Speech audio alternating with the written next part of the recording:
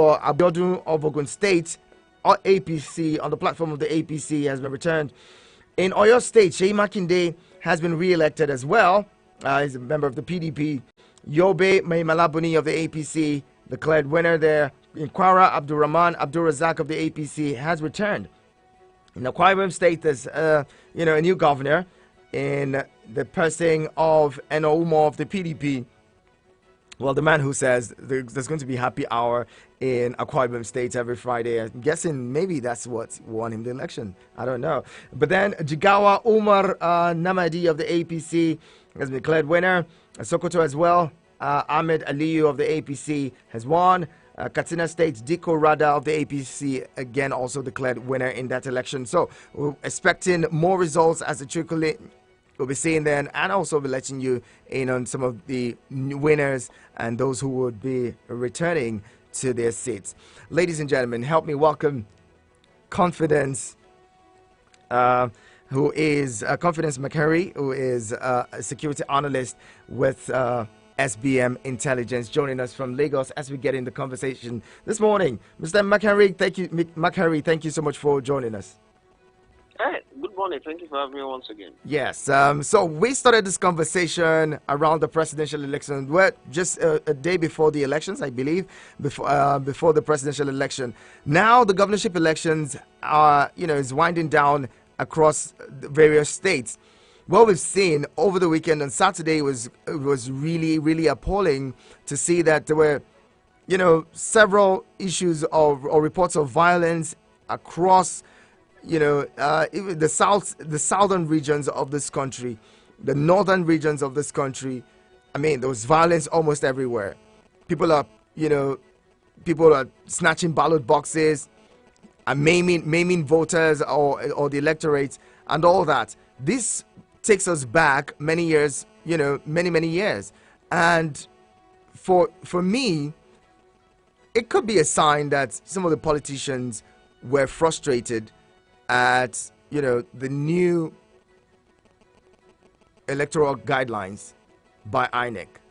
What do you make of that?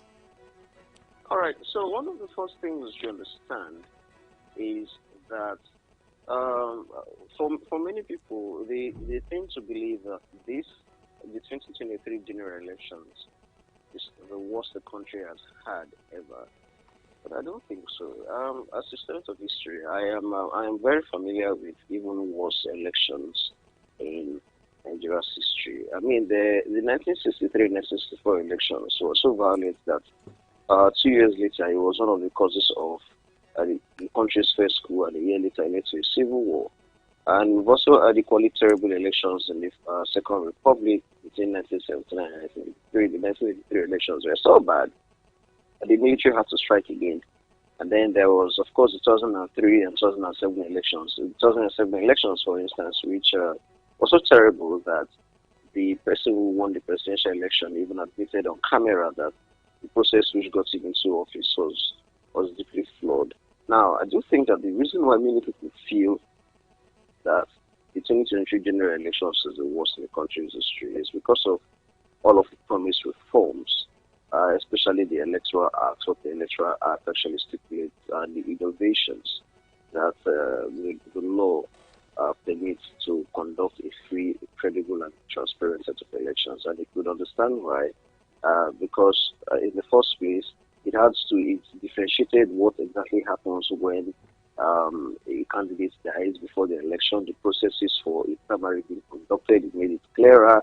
And then the whole, in a manner to entrench the culture of transparency, tried to legislate the use of IREV so that at the start, there and the polling unit, when the result is announced, collated, it gets uploaded into the server and it is seen by all and sundry. And because of all of these innovations, the use of beavers to checkmate voting and every other thing, people have a right to feel that this is actually the worst election in recent memory, especially when the innovations that were brought, all the furor concerning the signing of the Electoral Act between 2018 and 2022, everybody thought things would be better, but actually it appears that the more things change, the more they remain the same. And one of the key hallmarks of this to understand exactly what happened between 2023 and other worst elections we've had in recent years or as far back as the First Republic is that it is poignant to note that you cannot legislate away all of the challenges, all of the problems. You cannot even legislate a good election into existence. The human factor will always remain. And if institutions are not strong enough to withstand the onslaught that people who are willing to test the strength of those institutions, if they are not willing to withstand them, they are going to crumble. We saw this with INEC during the presidential election. As we saw it with INEC during the presidential election, we also saw it with the security agencies during both the presidential election and the Guber elections. Just on Saturday alone, at SDM, we recorded nothing less than 110 security breaches across the country. In the presidential election, we had much of the incidents in the south. In the Guber elections, it was a free-for-all. Almost every state. The only state we are yet to receive an incident report as of yesterday morning was Kogi. Every other state, and even in Kogi during the presidential election, about 50 people were shot dead. So if you do an aggregate of events that have happened between February 25 and March 15, you could see, CBD the other day reported that there has been nothing less than 110 deaths during the campaign season from January to March. So it's as violent as it gets. And one of the key hallmarks of this violence is the crumbling nature of the security institutions, thereby aiding and abetting political actors who naturally should know better but refuse to know better and should do better, aiding and abetting them into undermining the will of the people. And even worse, that an affair that is supposed to be strictly between the people and there would be elected representatives now had external actors such as the security agencies and the electoral commission playing main characters, and this is exactly what is not needed at this point. Well, with the way that the things are playing out, if what we're seeing is anything to go by, do you think that, like you mentioned, things are changing, that this change can be attributed to, these, new laws, the electoral acts that we're seeing? We've seen certain trends. We've seen, governors losing their seats or their bids to get to the Senate. We've seen young people, the Yobe State example where Musa Lawan, stopped a sitting speaker of the state assembly. These are all new trends, quite young people in Anambra State. The same thing. We saw a Labour Party candidate who, 32-year-old or so, who took the seat of a member of the House of Reps. These are all, quite new scenarios playing out in the polity. Don't you think that they should be attributed to the Electoral Act and the, INEC's, the technology and all that INEC has, deployed to the elections? Yeah, one of the hallmarks of the Electoral Act, which empowers the use of technology like this, is that it checkmated the tendency for you to have questionable block votes from the notorious KKK states or the Kadishan states in the north, being Kaduna, Kano, and Katsina. This time we are not seeing votes in the excess of 5 million, as the case might have been in the past. And now seeing relatively much more accurate figures that could be gotten, especially with accreditation in place. Yes, you could also see exactly what the interplay of the Electoral Act with the processes in entrenching and installing a new candidate in case the elected candidate of the political party dies. We saw it in which Chimaroke Namani of PDP repeated yesterday when the Labour Party guy was shot dead just 24 hours before the election. And then the Electoral Act kind of entrenched whatever primaries that should be conducted before that particular time. And we've also seen a very similar scenario playing out in Plateau. I've forgotten the constituency where the person who the PDP picked as his candidate for the House of Assembly died. His wife was elected as candidate to replace him, and yesterday she won an election and all of that.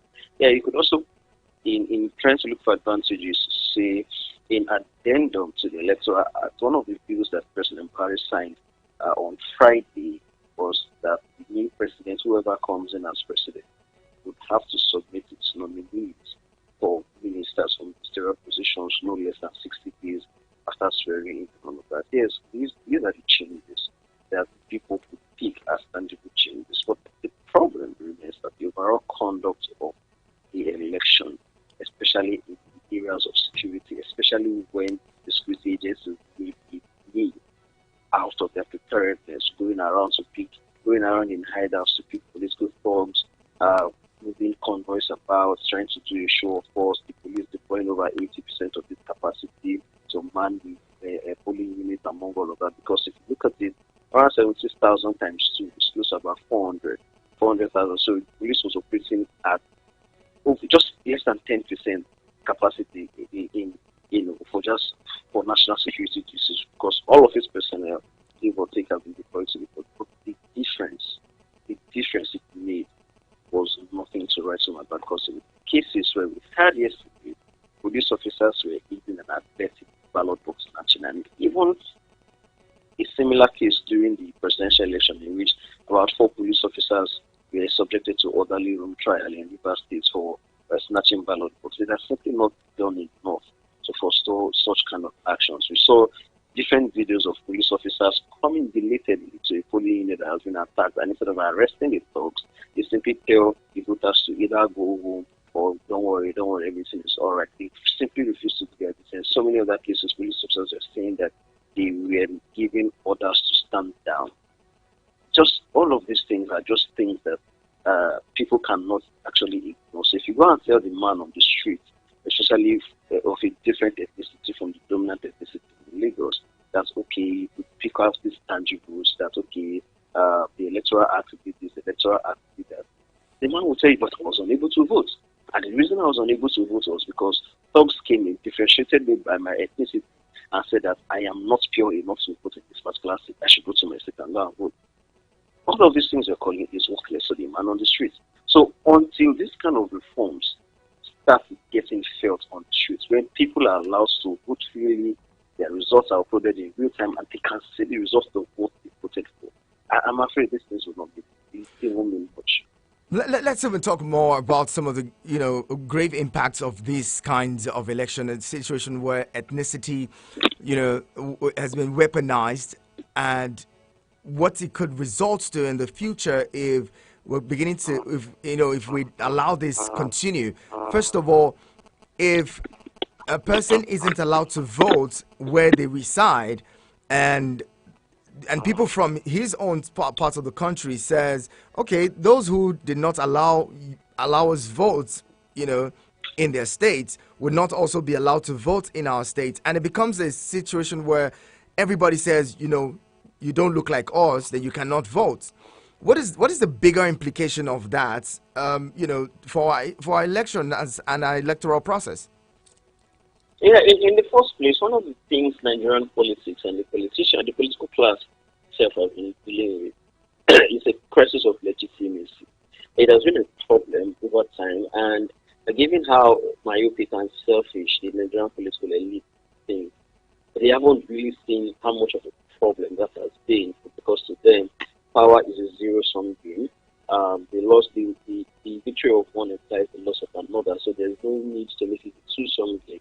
And so if we have an apocalypse of what you're describing, it just simply makes a mockery of the electoral process, and in the sense that the same is going to lead, in a fatalistic manner of looking at things, is going to lead to what we saw between July and October 1966, in which the country was so balkanized that people of southern ethnicity who were living in Kano, where the Kano riots took place after the July counter coup of 1966, are simply going to be returned to their home locations, their home ethnic groups, and it is always going to be the start of an even worse outcome, which is, of course, the division of the country.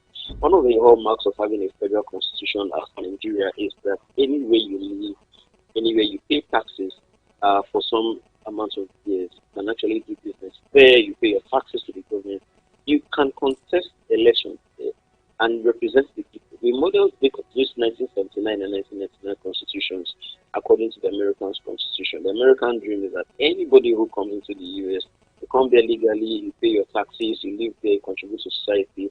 In a few years, you get your citizenship and you run for office. There are so many of them like that. Jews, Italians, Asians, Africans that have gone to the US and made something of themselves by contesting elections and winning. But we can't. That's supposed to be what is supposed to happen in Nigeria. But Nigerian politicians will tell you that this is not the US. The Nigerian experience is too. Is that too less sophisticated for that and several other things? But the question is, have they tried to make it quite like the US? Because the answer to that question is simply no. So what this thing is going to lead to is that in the first place, the people who decided to unleash the concept of ethnicity in a cosmopolitan, very diverse city as Lagos just to win election, they're going to find out that this is a genie that has been let out of the bottle, and it is very difficult, if not impossible, to put back. And have simply put a target on everyone's back, because many people in the first place are going to be looking at the failure of institutions, security agencies, and they're going to be also be looking at ways and means to protect themselves. I cannot discount the fact that in the next set of elections going forward in Lagos, that if they don't chase all of the minorities, that people will be making alternative arrangements for them to protect each other. And when people begin to resort to vigilante justice, it just makes a mockery of the entire process of democracy, paying of taxes, and why state and institutions are supposed to be. Very, very, very apt. Well said. Let's move on to talk about security some more. You mentioned that situation where even some police officers were seen, aiding and abetting, the electoral fraud that we saw, if you allow me, or electoral malpractices that we saw, where people are snatching ballot boxes, the police officers are looking at them. Some people say, look, there's not hardly anything the police man who is unarmed can do. Secondly, we also saw videos of police people who were sleeping on duty. All of these playing out. What's the place of consequence? Because these things have allowed to continue. If these things would continue if people are not made to face the consequence of their actions or inactions. What do you think the police authority and the federal government need to do now to ensure that these things do not repeat? Because if it becomes a regular occurrence, it just makes a complete ridicule and mockery of the whole electoral process. Yeah, in the first place, I would like to. There's a small part of me that thinks that this policing capacitation is by design, and I could tell you why. In 2019, Buhari was pilloried for saying that anybody that attempts to snatch the ballot box will be shot. When Buhari said that, the people he was banking on to doing the shooting was not necessarily the military. The military was not as involved in the 2023 election like they were in 2019 election. 2019 election, they were just bystanders. The people who were mandated to do the shooting were both the police and the enemy. The question is, in 2023, why is an average policeman sent to man a polling not to be with the firearm? What exactly is the operational doctrine for the police according to the election preparedness? What exactly were they thinking is going to happen? Because we have seen signs. Okay, if we could excuse this behavior of an unarmed police officer during the presidential election on February 20, we saw exactly what happened during the presidential election. How, without arms, it was difficult for the police to actually stop thuggery and ballot box snatching. That the military had to be called several times to come and calm the situation down. What then happened with the Guber election? I don't know if you understand the point I'm trying to make. Why are two police officers attached to a polling unit? One of them is harmless, and to the point that even two of them are without arms. So I'd like to think that this is deliberately by design. And even if, because if you look at it, even the Electoral Act, the police officer is supposed to be the one, with the officer closest to the polling. The military is supposed to stay far away, a few meters away from that, because if things go out of hand, we expect the police officer who is first line to handle the issue. And if it gets out of police control, the military is called. In all of the incidents we recorded on Saturday, where a ballot box snatcher or a thug that went to disrupt a political process was shot dead, most, if not all of these incidents of shooting were carried out by the military. And then it begs the question, why?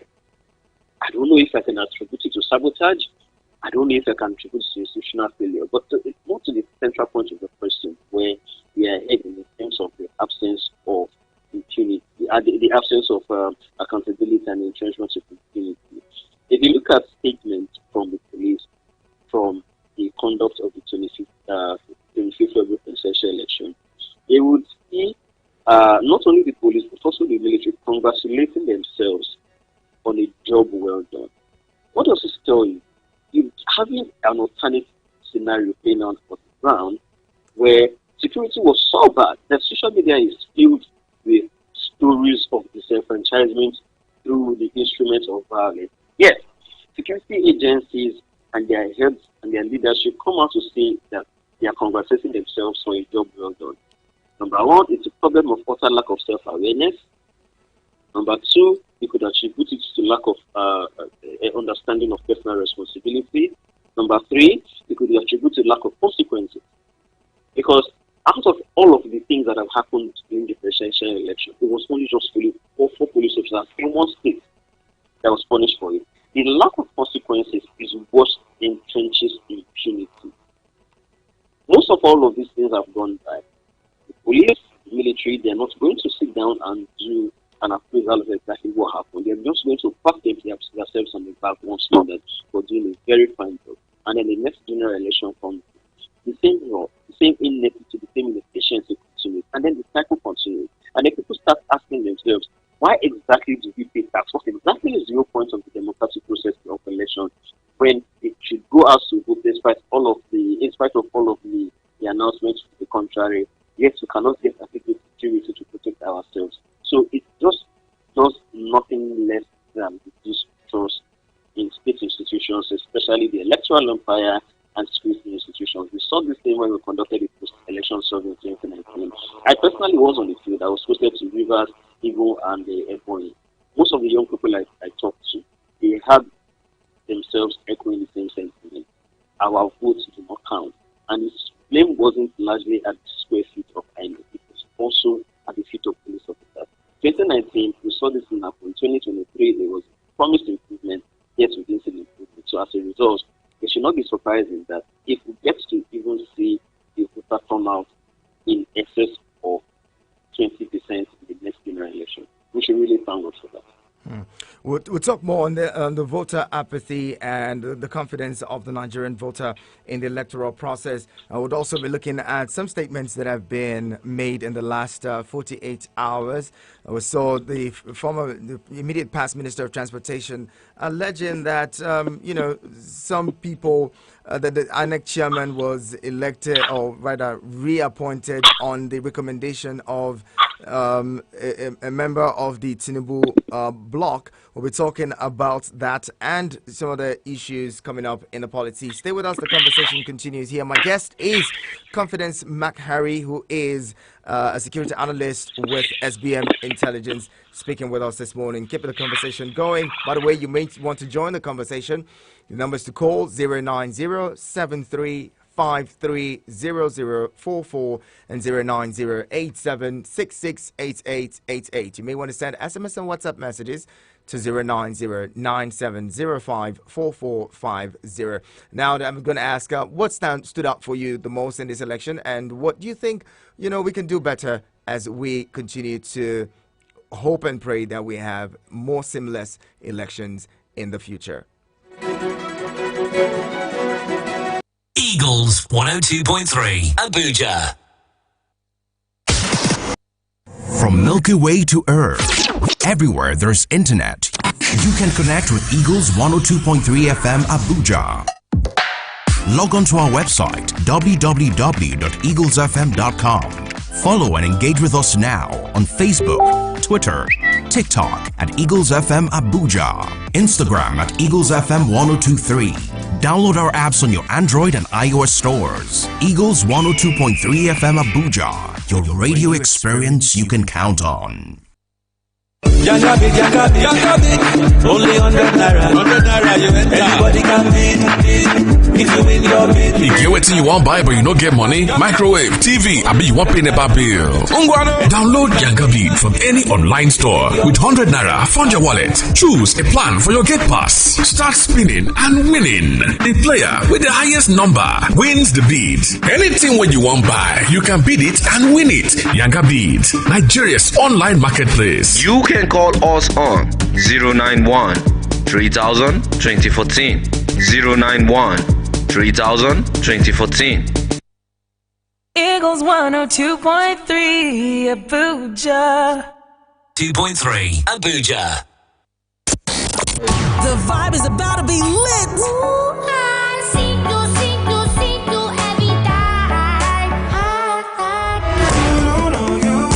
Don't you just love good music? I know you do. I don't really care if you're older. On Eagles 102.3 FM.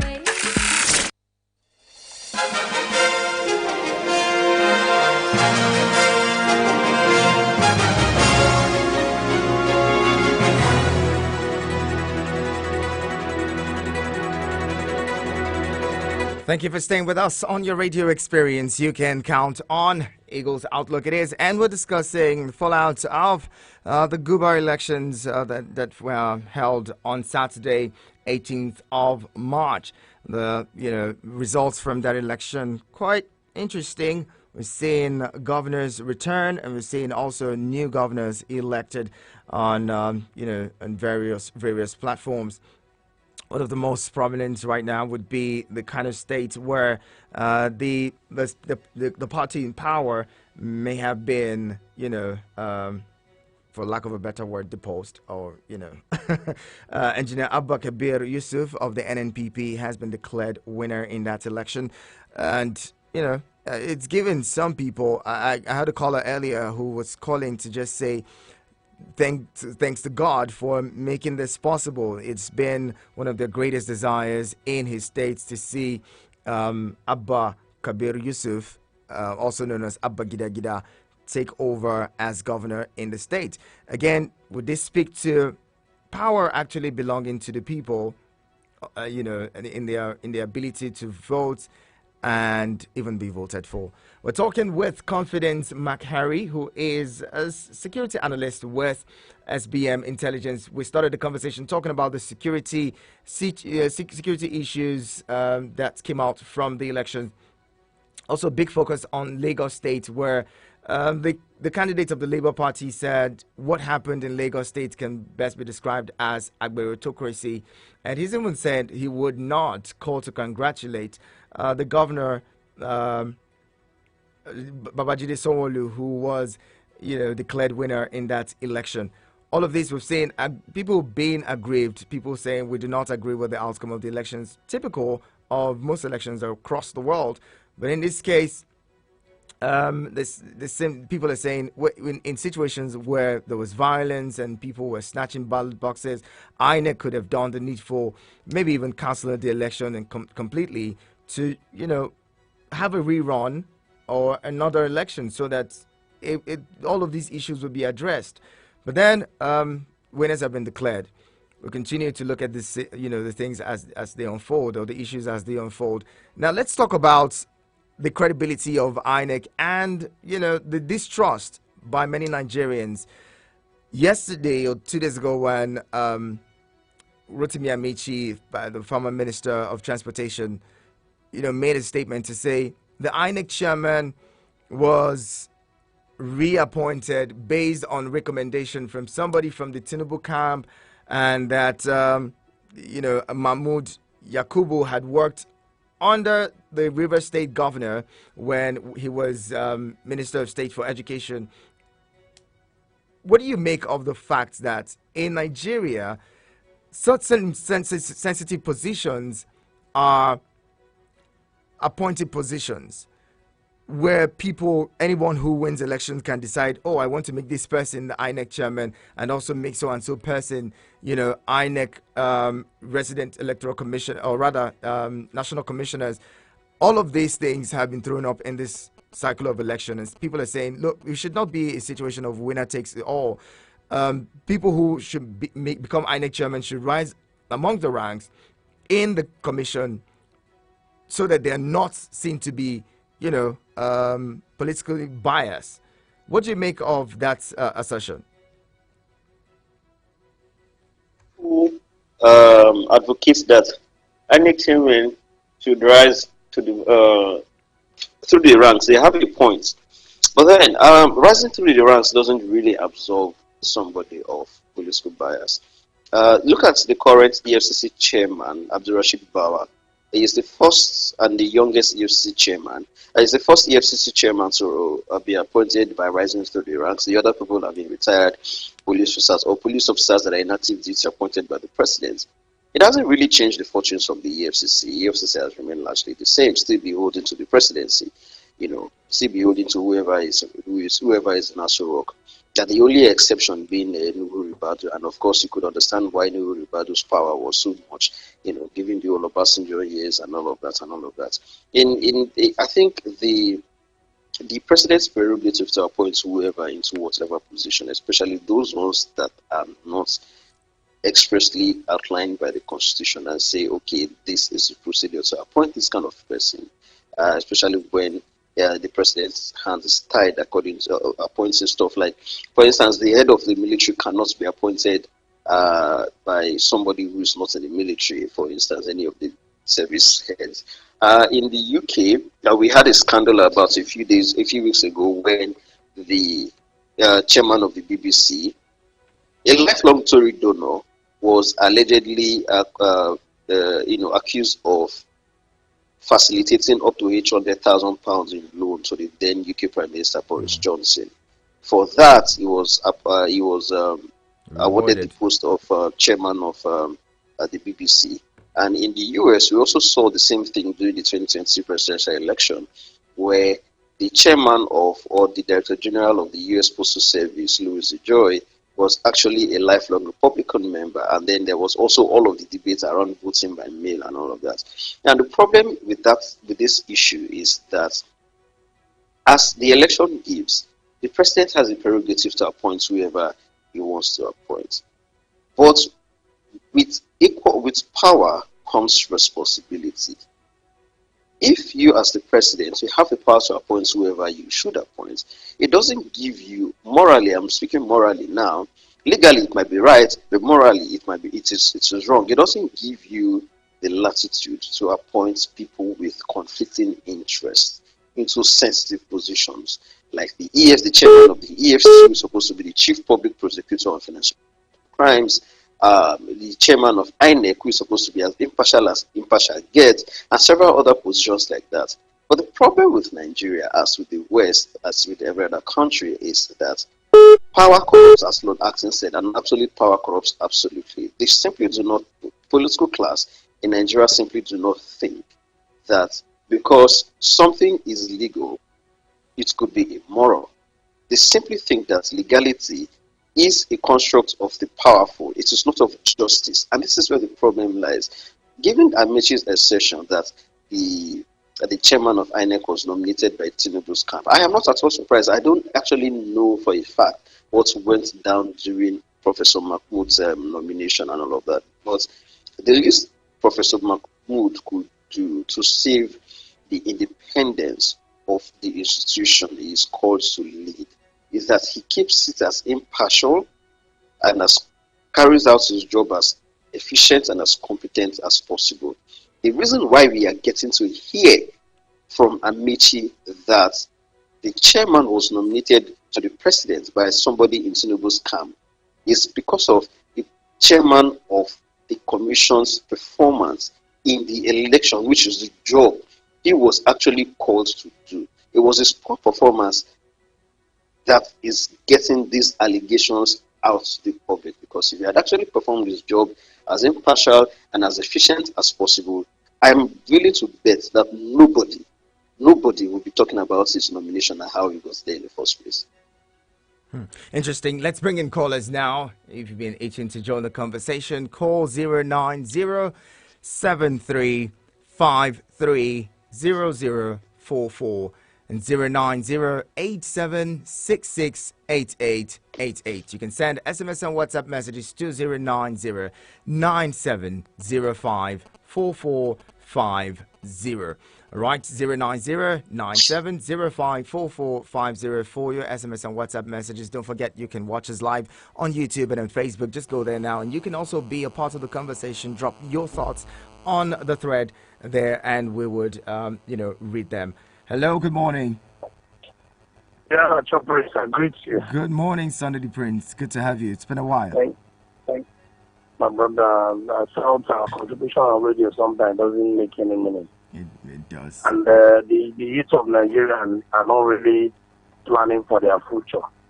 Because what I saw yesterday on TV, I became and there's no point in speaking for the youth. Because these things are using to do political toggeries. The same youth that is all smashing ballot box, breaking ballot box, burning everything that requires. And the people that are doing these things are old men that will felt they should pave way for you to come into the system. You understand? So that's why I get no point agitating for the future of the youth. Because it seems the youth don't want to take their destiny in their hands. They have decided they have resorted to become a tools in the hands of the politicians. You know, because without the youth involved, an old man of 70, 80 years cannot come out and start smashing ballot box, beating people, killing people and stuff like that. And once these men have succeeded in becoming your governor, automatically you become political talks. They won't even look at your side anymore. And I believe this is the time we need to hold these politicians responsible. Because this is the time they need our vote. This is the time they are busy going about canvassing for your support. This is the time you need to use your PVC to teach them a big lesson. But at the end of the day, many of them don't even bother going campaigning because they believe with their political talks, which are the youth, they can get whatever they want. Look at what happened in Lagos yesterday. I saw Lagos, I was like, God, at this 21st century, we are still where we are. This election was in 2003, 2007. And within what I saw within 2003 and 2007, when Obasanjo imposed his candidate on the will of the people, against the will of the people, I lose up entirely on the issue of election in Nigeria until 2011. I restored the whole back, and in 2007, after he has been elected, and he promised to go by the rule of law, admitted that the election that brought him into office wasn't really credible, and he from that what he started working to make things over. Bullock replicated the same thing, allowing the will of the people prevail. Okay. Whoever become governor, become governor. The rest of him himself lost the election. But after Bullock have left, everything went back to the normal ways of doing things. All right, it's so angry that this we cannot even conduct a fair election. Shame upon our youth. Shame unto them. Thank you very much, Sunday the Prince. Please keep your emotion in check. I'm going to bring in another caller before you respond to that confidence. Hello, good morning. Hello, Mr. Prince. Good morning to you. Wow, thank you. How was the weekend? Wow, weekend was good. Moses, I was go trying ahead. to reach you this morning. Wow, the line is all choked up. Choked up. Traffic is quite high on the show. Yes, thank you very much. Thank you. Go ahead. Yeah, I had the issue of Amechi there, the revelation from Amechi. That shouldn't be kept under the carpet. Investigation should be carried out for further chairman of INEC election or to be appointed. It's a big concern. How would the current regime appoint an INEC chairman, especially in an environment where corruption has become order of the day? So it's a matter of concern. Yes. Do you know that many people didn't vote on Saturday? Absolutely. There was. I came to the. I couldn't even spend 2 minutes or 3 minutes. I voted. No people. Then I begin to wonder. The anxiety people had for presidential election is not extended to the gubernatorial election. So I am suggesting: is there no any possibility for INEC to handle all the election in one day? Both the gubernatorial election and the presidential election and with the other election. It's just to provide the bylaw paper and to vote. I think that is another thing that the INEC should put under consideration. Absolutely. Let's take because that. It will less expenses. It will in fact, when that is done, conduct the election in one day, I think it will be more safer. I think so. All right. Then another thing again is the electoral violence. You know why this thing is still continuing? The people they arrested during presidential election, do we had any judgment? We had about arrest, but no judgment. Because sometimes some of these governors or some of these people involved would be their sponsors until they bring such people to book.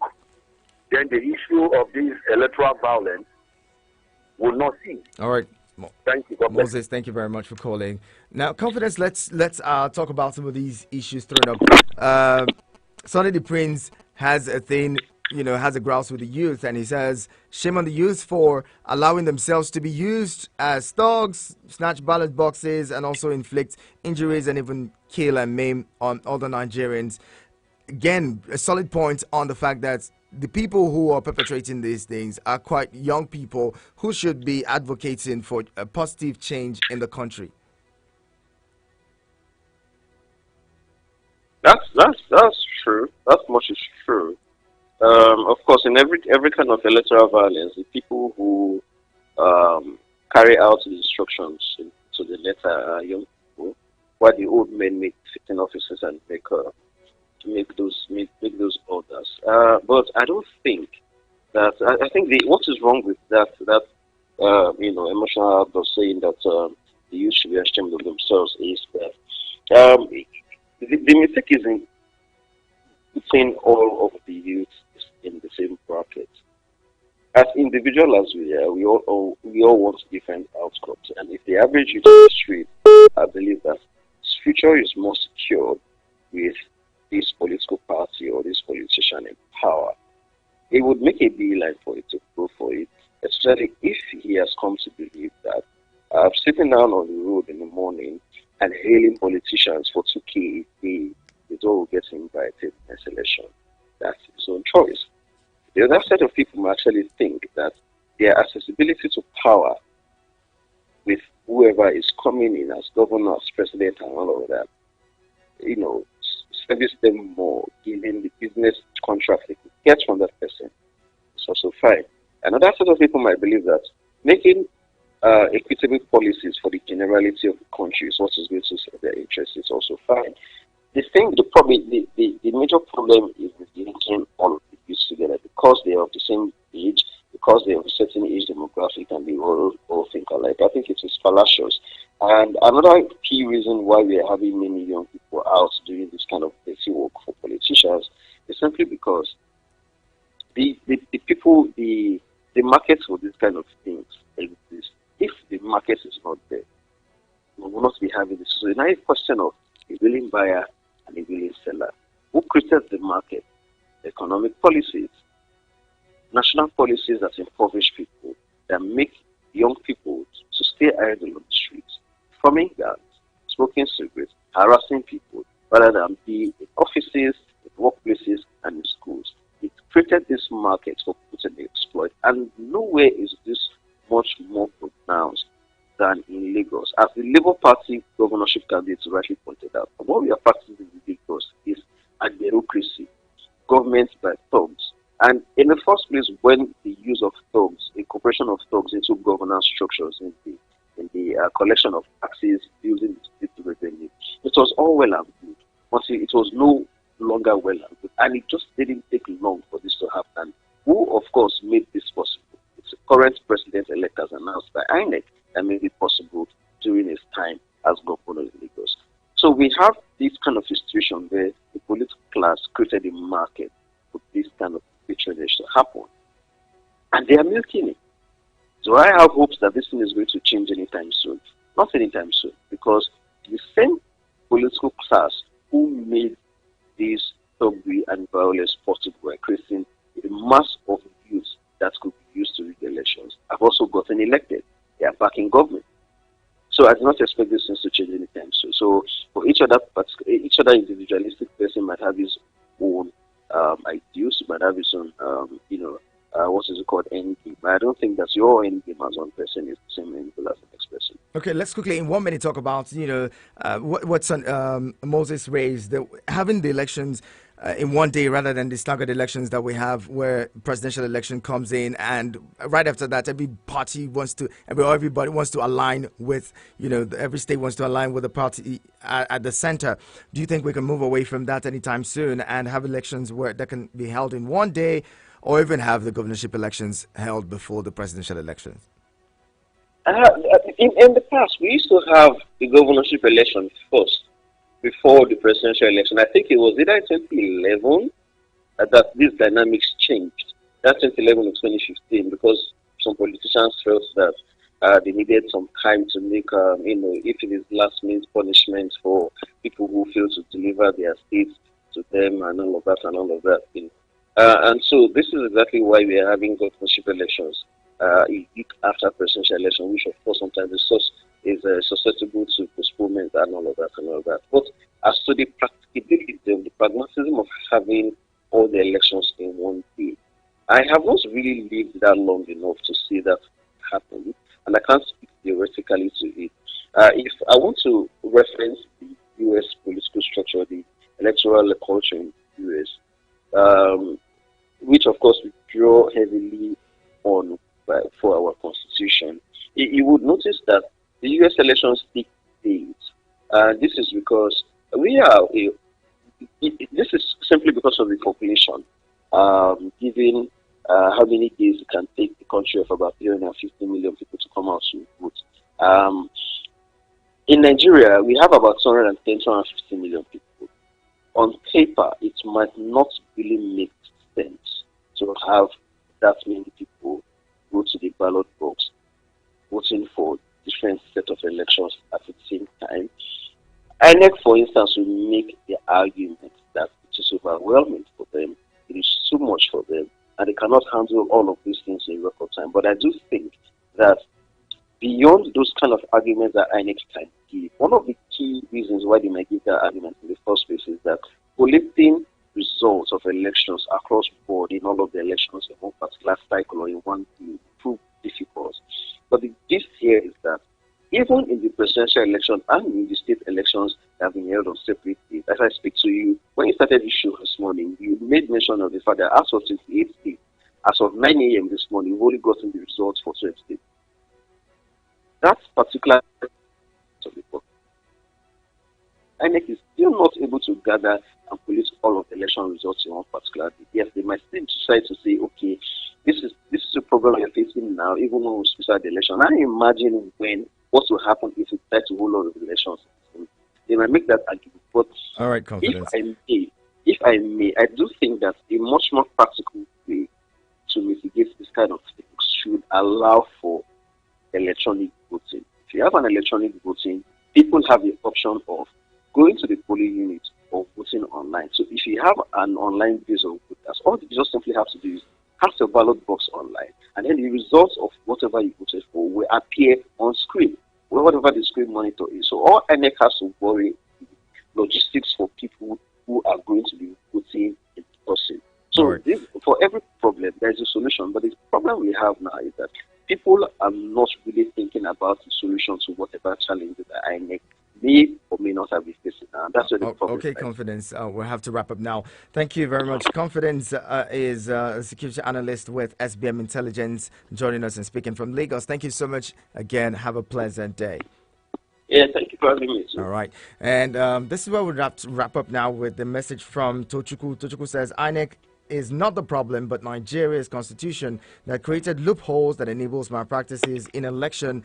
Even National Assembly cannot amend this constitution because it favors them. Likewise, any party that may come in power tomorrow, let there be laws that will ban any politician indicted by election tribunal that he or she rigged election or prison charges. Thank you very much, Tochukwu. We close it now. Business is up next. Right after that, 1023. The midday extra rather comes up right here on your radio experience you can count on. Eagles 102.3 Abuja. This is Eagles 102.3 News, your number one radio experience.